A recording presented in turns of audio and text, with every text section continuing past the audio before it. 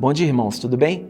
Bem-vindos a mais um Café Mais Palavra. Hoje eu gostaria de compartilhar com vocês dois pequenos versículos que estão contidos no livro, na carta de Paulo aos Tessalonicenses, a primeira carta. No capítulo 2, no versículo 1 e 2, nós encontramos a seguinte fala do apóstolo Paulo. Porque vós, irmãos, sabeis pessoalmente que a nossa estada entre vós não se tornou infrutífera. Mas apesar de maltratados e ultrajados em Filipos, como é do vosso conhecimento, tivemos ousada confiança em nosso Deus para vos anunciar o Evangelho de Deus em meio a muita luta. Irmãos, a carta de 1 Tessalonicenses é a carta que vai abordar em maior relevância e intensidade a vinda do nosso Senhor. A palavra vinda, ela pode se expressar através de três expressões nas Escrituras: parousia, epifania ou apocalipse. Nesse caso, do livro, da carta de Tessalonicenses, a palavra envolvida aqui é parousia. Parousia significa a vinda no sentido de alguém que chega e, porque chega, se faz presente. Logo, essa carta é uma carta de extrema advertência para a igreja no que concerne a forma pela qual a igreja do Senhor deve viver na expectativa da vinda do Senhor ou do dia de Cristo.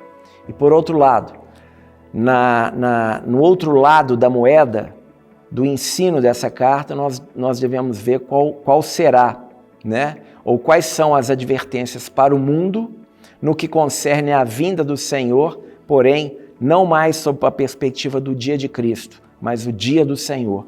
Porque a vertente de significado do dia de Cristo e dia do Senhor, elas são, vamos dizer assim, antagônicas. Uma diz respeito à igreja, outro diz respeito ao mundo. Essa era uma assembleia jovem, possivelmente com 3 meses de existência. Essa é a primeira das 3 epístolas que Paulo escreve, e ele escreve pouco depois de ter estado com eles. Paulo elogia essa igreja, especialmente por 3 elementos que ele coloca no capítulo 1. Operosidade da vossa fé, abnegação do vosso amor e a viva esperança, que são 3 características que estão presentes numa assembleia que de fato aguarda a vinda do Senhor. No capítulo 2, nós vamos ver que Paulo vai falar acerca do modelo de vida e serviço cristão daqueles que aguardam a parousia do Senhor. E ele o faz apresentando nos 12 primeiros versículos 6 princípios que vão ser apresentados em pares de versículos. Então, o versículo 1 e 2, o primeiro princípio, 3 e 4, segundo princípio, e assim sucessivamente. E aqui, nesses versículos que lemos, qual é a advertência e a questão que Paulo coloca? A nossa profunda necessidade de nós termos como claro que a vida cristã, ela está envolta a um conjunto de sofrimentos. Sejam os sofrimentos que advêm para a nossa transformação ou para a conformação da nossa vida ao caráter de Cristo, seja os sofrimentos que advêm por força do nosso engajamento aos interesses do Senhor e os sofrimentos decorrentes desse engajamento, porque, evidentemente, o de que não se trata aqui são os sofrimentos decorrentes do nosso próprio pecado, tá? Bom, em primeiro lugar, eu queria dizer que isso desconstrói completamente a teologia da prosperidade, que estabelece que se a pessoa está sofrendo, ou porque ela está em pecado, e evidentemente isso pode ser uma possibilidade, ou então ela tem algum problema, porque Deus a chamou para desfrutar da plenitude nessa vida. Isso não é o ensino bíblico.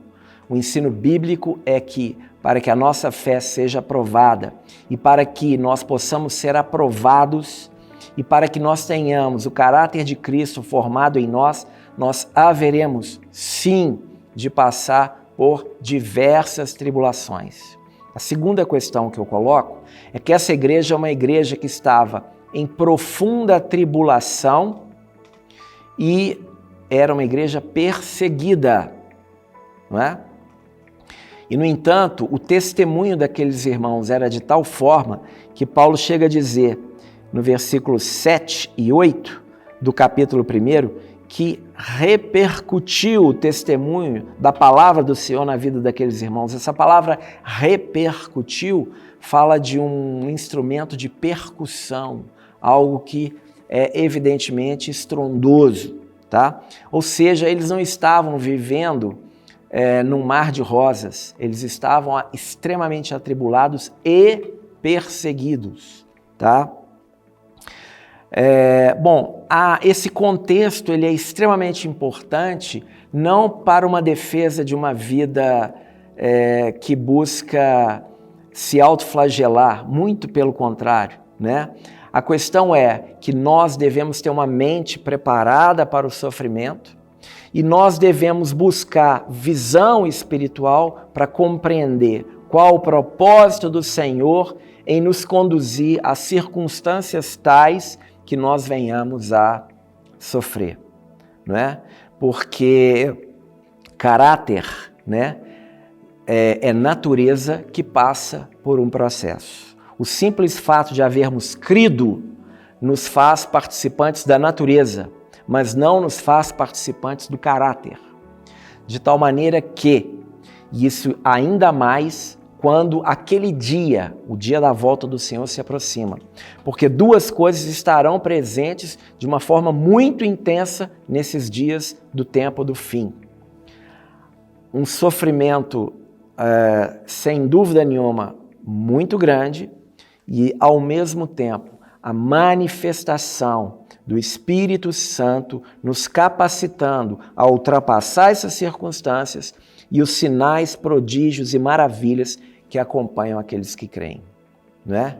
Talvez essa seja uma das questões mais essencialmente profundas e necessárias que o corpo de Cristo compreenda nesse tempo do fim, para que esteja devidamente preparado, habilitado, em vigilância e em oração, na dependência do Senhor, para enfrentar o tempo, não só que estamos vivendo, mas especialmente aquilo que está por vir. Então, eu deixo essa orientação, porque esta é uma carta que estabelece princípios fundamentais que devem ser estudados e compreendidos pelo corpo de Cristo para o modelo de vida e serviço cristão e para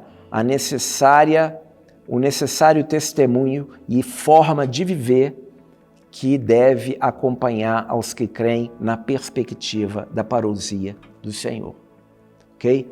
Então, eu poderia abordar muitas outras questões, existem muitos outros ensinos, mas eu finalizo dizendo uma coisa. Paulo, ele pregava o que vivia, né?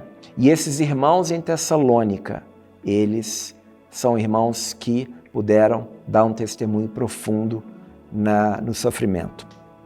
Os irmãos hebreus já eram irmãos ali que possivelmente já deveriam ter uns 8 anos de caminhada, já eram irmãos experimentados na fé, tinham passado por diversas tribulações, eles começavam a, de alguma forma, a se enfraquecer, né? O autor de Hebreus diz para eles restabelecerem os joelhos, as mãos descaídas e os joelhos trôpegos, né?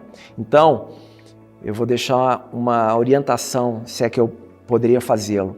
Compare o contexto de Hebreus, daquilo que aqueles irmãos viveram, e o tempo de caminhada e o estado em que eles estavam com os irmãos em Tessalônica, não é? Porque Paulo, quando escreve a carta aos Tessalonicenses, Ele já tinha 17 anos de convertido e continua dizendo àqueles irmãos novatos na fé: imitem a minha fé. E para falar isso, certamente ele manteve a sua fidelidade ao Senhor e resistiu a inúmeros processos de sofrimento pelos quais ele passou. Que isso nos sirva de lição e que nós tenhamos, pela graça do Senhor, a mente preparada para poder suportar todas essas provas, sabendo que o fim objetivo delas é a salvação da nossa alma. Amém, irmãos?